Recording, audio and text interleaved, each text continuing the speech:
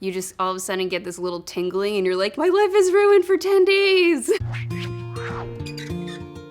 When they're coming on, it kind of feels like, okay, is this gonna be a pimple? It's extremely painful. Near the end of the day, I'll see that my lip's getting bigger. At that point, it's like, oh, cool, I have big lips now. You know, I enjoy that part of it. Finals week, anytime I'm stressed out, cold sore. Some people get them maybe once every 2 months, 3 months, or just a couple times a year.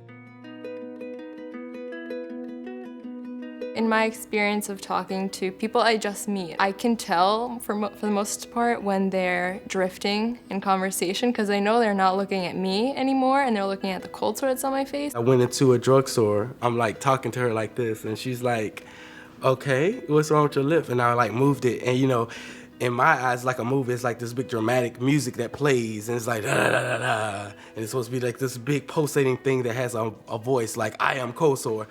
And that's not what happened. She was like, okay, what do you need? That was the first like time I feel like I've actually talked to someone, and this literally just happened this year. There was this one time in 7th grade when I got a really bad one. That's whenever I got the name like herpes girl. They would tease me and say, oh, look, the herpes girl. There was a time that I didn't want to look in the mirror at all. Well, that's the shame that comes into this stuff. That's the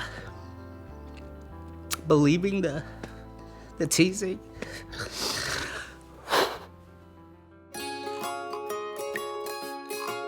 Not to emotionally break yourself down about it. Don't, try to. I know it's hard. Do not stress over it because it's not the end of the world and there's so many worse things that could happen that a cold sore at the end of the day is just a little spot on your face that will go away. I'm just not gonna let it control my life. But I would just say, find out what it is that triggers it. I think that's important because it's different for different people. You have to find something that works for you.